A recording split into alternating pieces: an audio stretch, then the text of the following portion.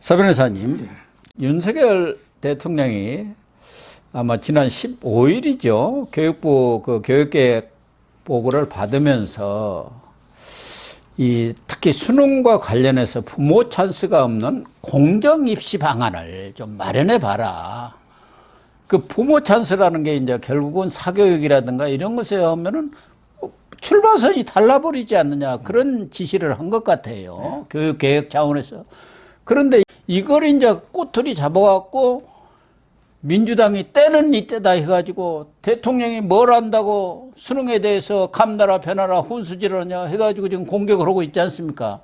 그런데 문제는 뭐 야당이야 그럴 수 있죠.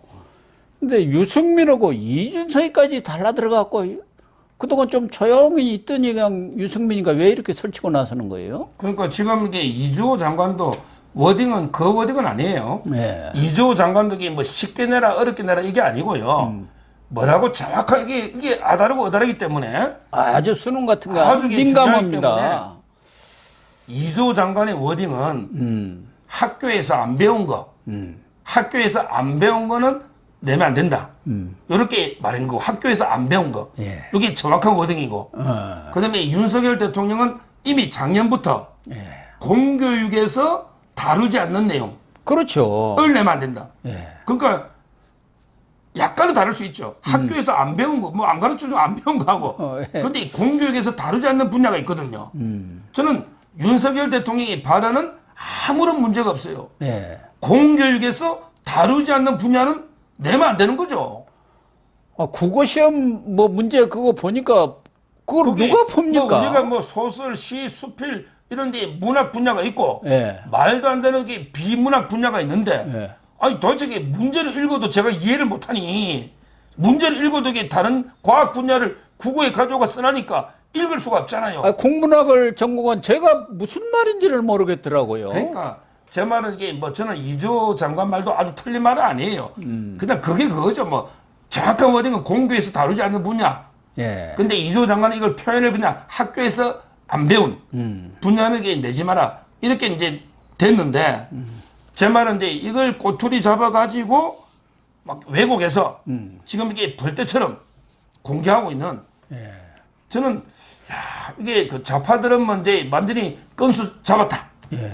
아니 후쿠시마 오염수 가지고 이게 장사가 잘 안 되니 장사가 이제 좀 국민들이 좀 관심 있는 수능 문제 가지고 아이, 윤석열을 한번 민감하죠. 공개해 보자. 예. 아니 왜 칩불도 모르는 게 5개월밖에 안 남았는데 수능에 응급하느냐 막 이런 식으로 이게 떠들고 있단 말이야 야당이. 예. 뭐 그거야 야당이니까 그렇다 치더라도 우리가 이게 정확한 팩트로 방어하면 되거든요. 예. 근데 거기에 부안해동한 이자들이 더 나쁜 거예요. 유승민이 유승민이가 대통령이 아무것도 교육에 모르는 사람이 왜 나서가 떠드느냐고. 아니 윤석열 대통령이 교육개혁, 연금개혁, 노동개혁, 3대 개혁 옛날부터 개혁을- 공약이 있잖아요. 예. 그러니까 윤 대통령이 교육에 관심도 많고 대통령이 당연히 최종 책임자 아닙니까 교육 문제. 그렇죠. 예. 그래서 큰 방향을 잡아줘야죠. 저는 이게 그 사교육이 얼마나 심각합니까? 지금 이게 사교육 예산이 작년에 이게 얼마입니까? 이거 26조인가 그래요. 예. 1인당 한 50만 원씩 됩니다 매달. 심각하잖아요. 근데 전혀 학교에 공교육에서 안 다루는 걸 입시에서 쪽지게처럼 이렇게 찍어주면 계속 학원 다니니까 그럼 이게 사교육 악순환이 되니 이걸 이게 바로잡아 바로하고 작년부터 지시를 했는데 이 교육부의 대학 입시 국장이나 실장이 전부 문재인 때 잘 나가던 요직이에요. 문재인 때 잘 나간 사람들이야. 예. 이 사람들이 전혀 대통령 지시를 이행하지 않는 거예요. 그러니까 이게 이번에 직위 배제한 거 아닙니까? 대입국장 바꿨죠. 바꿨죠. 네. 근데 저는 이런 게 교육부 관료들 중에 일부 사교육 학원하고 유착된 의심이 있는 거죠. 예. 이권 왜? 카르텔 왜? 이런 의심이 사교육 있죠. 업체들 1년에 막 3천원씩 올리는 사람도 있습니다. 대치동에서 3천억을 올리고 옛날에 정청래 수익을 300억씩 내더라고. 야. 그러니까. 그럼 이게 교육부에 묵인 비호가 없느냐? 특히 이게 좌파들 국회의원 중에 학원하다 돈 번 사람이 많아요. 정청래가 대표적인 사람 아닙니까? 지금 이게 좌파들이 원래 말빨은 좀 있거든. 네, 말빨이 좋죠. 뭐 공교육 못 가니까 학원가에 좀 있단 말이에요. 학원 우리 강사들이. 일본 말로 구라라고 하지 않습니까? 구라 선생. 그, 예. 저는 이제 그 윤석열 대통령이 작년부터 일관되게 지시했던 거고 이게 교육부에 문재인 때 잘 나가던 교육 관료들이 결국 사교육 업체들과 유착이 이권 카르텔 돼가지고 이게 대통령 지시를 완전히 그냥 묵살해버린 거 아닙니까? 네. 그래서 정당하게 이번에 인사조치를 하고 수능을 이게 정상적으로 공교육에서 다루는 범위 내에서 내더라도 변별력이 있는 거예요. 쉽게 내라는 게 아닙니다. 공교육에서 다루는 것도 얼마든지 어렵게 낼 수 있어요. 변별력이 있게 하라는 얘기예요. 그럼요. 그런데 안 다루는 내용을 다루다 보니까 그게 이제 학원에서만 다루고 있잖아요. 그리고 학원으로 가는 그게 거예요. 공정하지 않은 거죠. 예, 돈 그게 없는 사람은 불공정한 변별력이고요. 오히려 저는 공정한 범위 내에서 이게 변별력을 충분히 가지 수능을 낼 수가 있다. 이게 대통령의 진짜 의사 아닙니까? 그러면 저는 이게 아무런 문제가 없는 정당한 지시다. 이걸 갖다가 야당이 떠드는데 거기에 놀아난 정말 이게 유승민, 이준석 이 자들에게 독극물보다 더한 진짜 이게 당에 있으면서 연탄가스 전역 의원이 그러더라고요. 연탄가스처럼 이게 옛날 홍준표가 말했죠. 나와가지고 이게 스멀스멀 나와가지고 이게 꼭 대통령을 제일 아픈 게 저격하거든요. 이런 자들에게 한 당에 있을 이유가 있나 이런 생각이 듭니다. 그러니까 유승민도 대통령 지지율이 이렇게 올라가고 그러니까 어디로 잠수를 탔더니 이때다 하고 나타난 것 같고 이준석이는 이제 2판 4판인지 아니 뭐 전대 얘기까지 끌어냈어요. 전대 직전에 틀을 바꿔 룰을 바꿨다 이 얘기죠. 또 윤리할 때마다 사람 따라서 말이 바뀌고 뭐 이렇게 하면서 수능 몇 달 앞두고 난이도를 바꿨는데 자신 있으면 카바 쳐보세요.